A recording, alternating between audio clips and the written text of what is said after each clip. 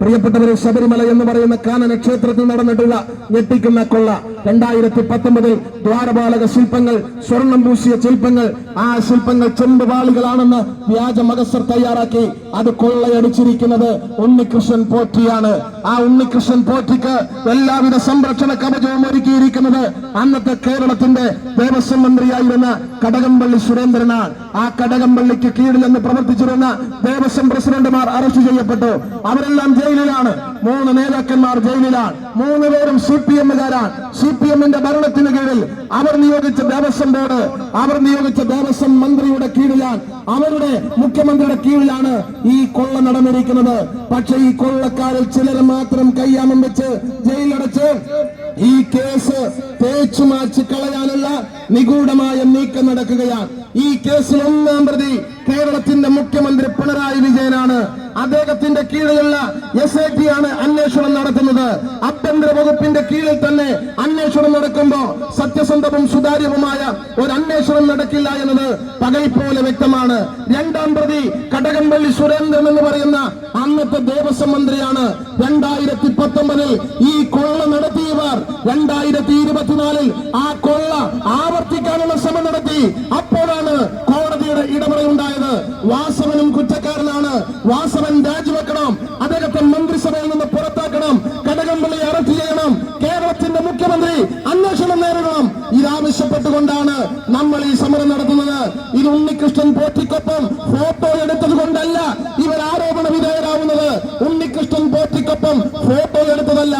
മന്ത്രിമാരായി പോറ്റിക്ക് ഈ കൊള്ള നടത്താൻ എല്ലാ കവചവും സൗകര്യവും ചെയ്തു കൊടുത്തവർ ഈ നാട് ഭരിക്കുന്ന മുഖ്യമന്ത്രിയും അദ്ദേഹത്തിന്റെ കീഴിലുള്ള ദേവസ്വം മന്ത്രിയുമാണ്. അതിന്റെ കീഴിലുള്ള ദേവസ്വം ബോർഡുമാണ്. ഇവരാണ് കൊള്ള നടത്തിയത്, ഇവരാണ് സ്വർണം നടത്തിയത്. അവർക്കെതിരെയാണ് കേസെടുക്കേണ്ടത്. കഴിഞ്ഞ ദിവസം സുപ്രീം കോടതി പറഞ്ഞല്ലോ, ദൈവത്തിന്റെ സ്വന്തം നാടാണ് നമ്മുടെ നാട്, അവിടെ ദൈവങ്ങൾക്ക് പോലും രക്ഷയില്ല എന്ന് സുപ്രീം കോടതി നിരീക്ഷിക്കുന്നിടത്തേക്ക് ഈ നാടെത്തിയിരിക്കുന്നു.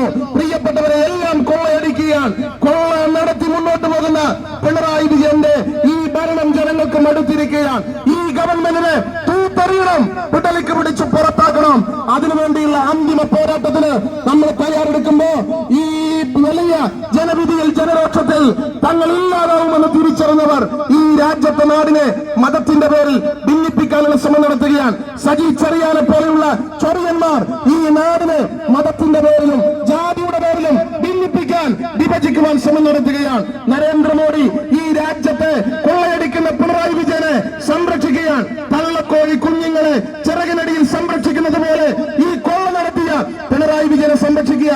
ഈ നാട്ടിലെ കോൺഗ്രസിന്റെ നിരവധിയായ മുഖ്യമന്ത്രിമാർ അവരുടെ വീടുകളിലേക്ക് ED അയക്കുന്നു, CBI അയക്കുന്നു, കസ്റ്റംസിനെ അയക്കുന്നു. പക്ഷേ ഇത്രയും വലിയ കൊള്ള നടത്തിയ പിണറായി വിജയനെതിരെ ഒരു ചെറുവിരൽ പോലും അനക്കാൻ നരേന്ദ്രമോദി തയ്യാറാവുന്നില്ല എന്ന് പറയുമ്പോ നരേന്ദ്രമോദി പിണറായി വിജയനെ സംരക്ഷിക്കുകയാണ്. ശബരിമല കേസിൽ 1-ാം പ്രതിയാവേണ്ടുന്ന പിണറായി വിജയനെ കയ്യാമം വെച്ച് കാൽത്തുറങ്ങി നടക്കാൻ രാജ്യം ഭരിക്കുന്ന ഭരണകൂടം തയ്യാറാവുന്നില്ല എന്ന് പറയുമ്പോ മമതാ ബാനർജിയുടെ വീട്ടിൽ പോയി റെയ്ഡ് നടത്തുന്ന DK ശിവകുമാറിനെ ജയിലടക്കുന്ന, അരവിന്ദ് കെജ്രിവാളിനെ തുറങ്കിലടക്കുന്ന, ഷിബു സോറിനെ കാരാഗൃഹത്തിലടക്കുന്ന രാജ്യത്തിന്റെ പ്രധാനമന്ത്രി ഇന്ന് പിണറായി വിജയൻ എല്ലാ ഔദ്യോഗിക കവചവും ഒരുക്കുകയാണ്. ശബരിമലയിൽ നടന്നത് ഔദ്യോഗിക ബഹുമതിയോടെയുള്ള കൊള്ളയാണ്. ആ കൊള്ളക്ക് നേതൃത്വം നൽകിയ കേരളത്തിന്റെ മുഖ്യമന്ത്രിയെ സംരക്ഷിക്കുന്ന നരേന്ദ്രമോദിയെയും കേന്ദ്ര അന്വേഷണ ഏജൻസികളെയും ഒക്കെ രാഷ്ട്രീയപരമായി നമ്മൾ സംശയിക്കുന്ന ഒരു തരത്തിലേക്ക് പോകുന്ന ഒരു സാഹചര്യമാണ്. അതുകൊണ്ട് പ്രിയപ്പെട്ടവരെ, ഈ നാടിനെ കൊള്ളയടിക്കുന്നു നരേന്ദ്രമോദിയും പിണറായി വിജയൻ. അതിലൊരു വ്യത്യാസമില്ല.